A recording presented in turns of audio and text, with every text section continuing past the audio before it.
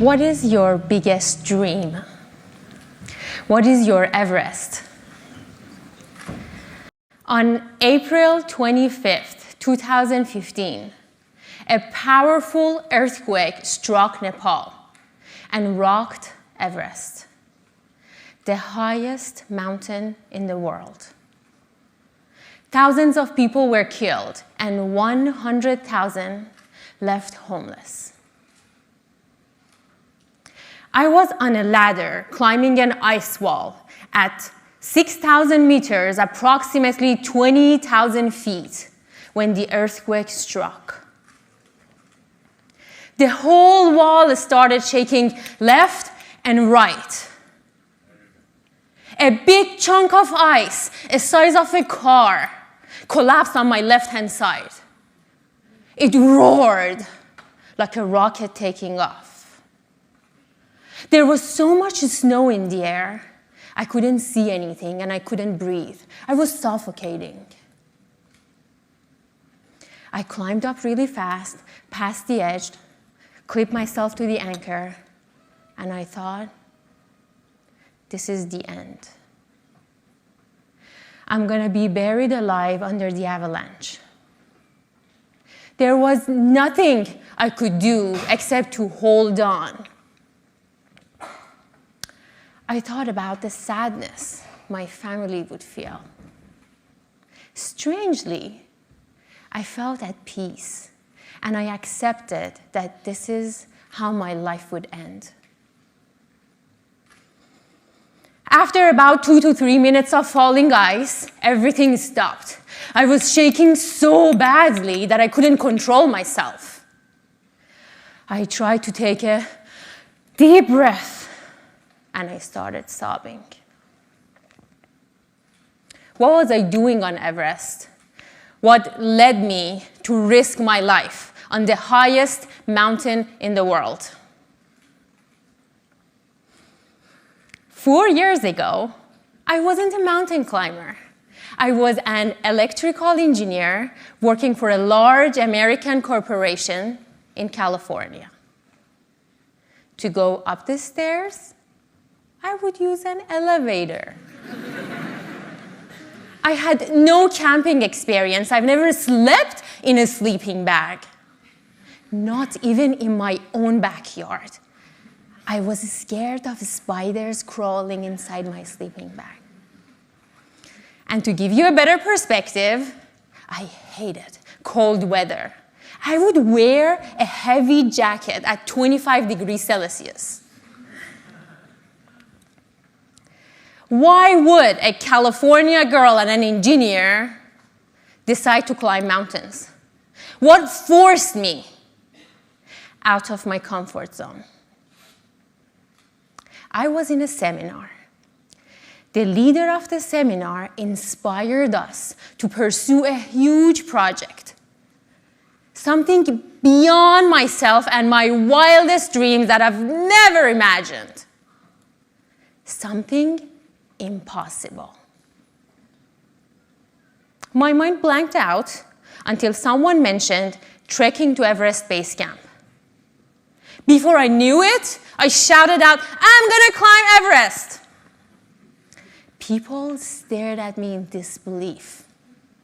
I couldn't put it back in my mouth without looking like a chicken or a coward.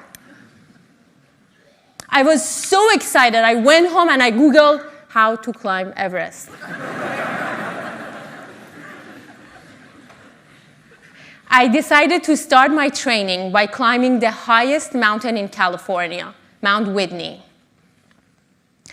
which is only 300 meters shorter than Mont Blanc. And I'm not talking about the pen. As soon as I announced it to my friends, they thought I'm crazy. So I decided to go alone in the winter. In my solo attempt, in the middle of a cold, windy, snowy night, my water bottle opened up inside my sleeping bag. I ended up with wet sleeping bag, no tent, freezing.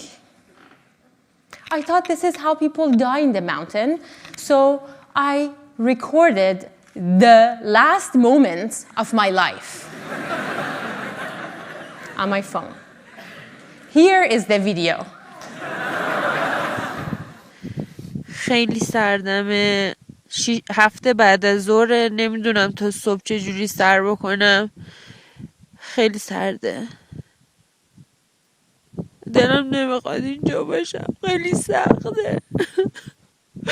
نمیخوام. خیلی سخته. خیلی سردمه. گرم نمیشم.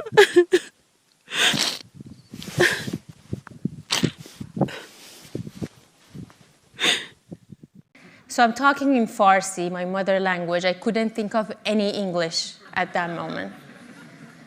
This is one of the most stupid things I've ever done in my life. That night, I faced many fears. Fear of being alone, fear of being in extreme dark, in absolute darkness, and lonely, and fear of death. I learned the best way to overcome my fears is facing them and acknowledging them. I learned that I have to train physically and mentally a lot more to get ready for Everest.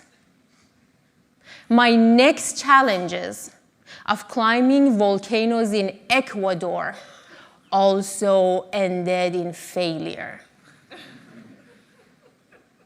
I found the challenges and physical rigors too difficult. I wondered why anyone would subject themselves to such a danger and discomfort just to be able to say they stood on top of the world.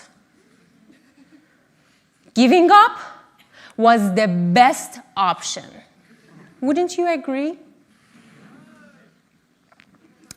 Except when we step outside our comfort zone and start something, all sorts of things occur that we wouldn't expect. The whole stream of events happens in our favor that we wouldn't even dream of. The same day that I quit mountain climbing, I got a new job offer. I started teaching engineering in California State University. On campus, I met Dr. Jeffrey Cutler, who founded the organization Empower Nepali Girls 15 years ago. He shared some tragic stories about the girls who become victims of human trafficking or are forced to get married at a very young age, some as young as 12. I was so moved by what I heard from him that this gave me an incentive far greater than mere personal achievement. And eventually, I reignited my goal of climbing Everest with the motivation to help in the plight of the girls in Nepal. As a young girl, growing up in Iran, I experienced firsthand the oppressive, restrictive environment that makes gender discrimination possible. Growing up, I saw women around me being deprived of their right to education, never achieving their full potential. And now, I promise the Nepali girls that I raise $1 per foot of any mountain that I climb to provide a scholarship for 300 girls to continue their education. Because educating a girl is educating all the generations after her. They are the mothers of the future.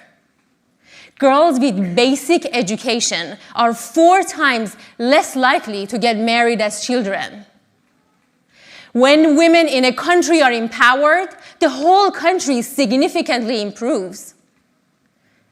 Investing in a girl is investing in the future.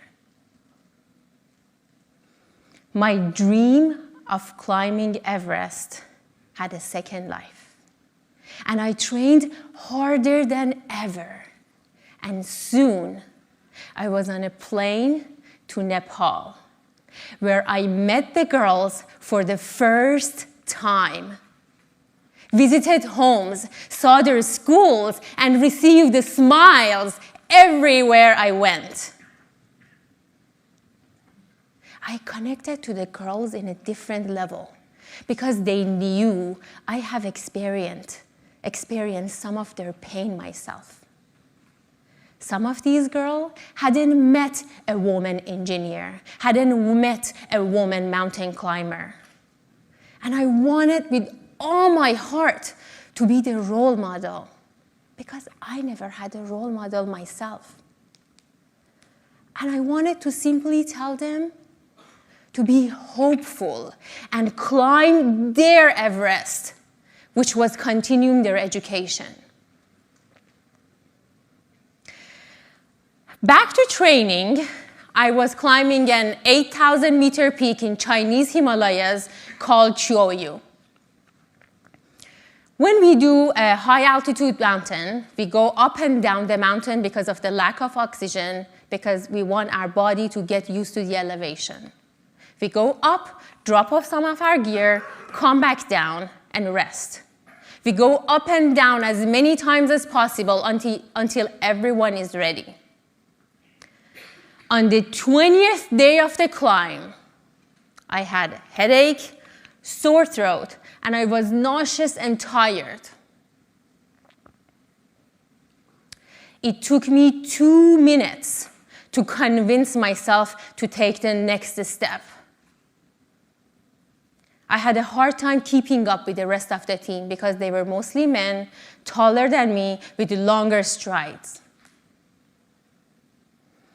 I was done. I needed some energy. I needed some motivation. I imagined 2 little Nepali girls with their dark hair and rosy cheeks, Nimsang and Pasang. They were looking at me. They wanted me to continue. I knew by overcoming the hardship and getting to the top of this mountain, I will inspire them to achieve their goals in the face of their challenges. I wanted to teach them not to give up on life and climb their Everest, which was continuing their education. Finally, after 2 years of training every single day, I was ready to meet Mother Everest. It takes 60 days to climb Everest. The 7.8 earthquake happened on the day 25 of the climb. I could hear through the radio that many people are crushed by boulders and ice from the avalanche. 20 people died on the base camp. A helicopter rescued all the survivors within the next 7 days. I came back to California in shock and still sobbing. I did not summit Everest, but climbing external mountains taught me to climb my inner mountains first. I learned how to face my fears, how to step outside my comfort zone, and how to appreciate everything. Mountains taught me to be patient, humble, and accept my failures. Facing challenges, taking risks, tackling the things that frighten me the most are precisely the things that inspired me, as well as inspiring our girls to follow in my footsteps. These girls are attempting something that is absolutely unprecedented, to be the first one in their villages who attain an education and pursue a professional career. They will demonstrate to their families and families and communities that they are indeed amongst their country's greatest resources. And someday, they will transform the nation. And of course, their Everest is much higher than my Everest. I did not summit Everest, but I have found a bigger mountain to climb, a bigger goal to share with you. In the past 100 years, we have put a man on the moon and climbed the highest mountains in the world, but still haven't climbed the mountain for women's empowerment. Our goal for 2017 and the rest of the 21st century worldwide is providing equal opportunities for women. This has become my Everest, and that's a goal worth sharing. Let's climb this Everest together. Thank you.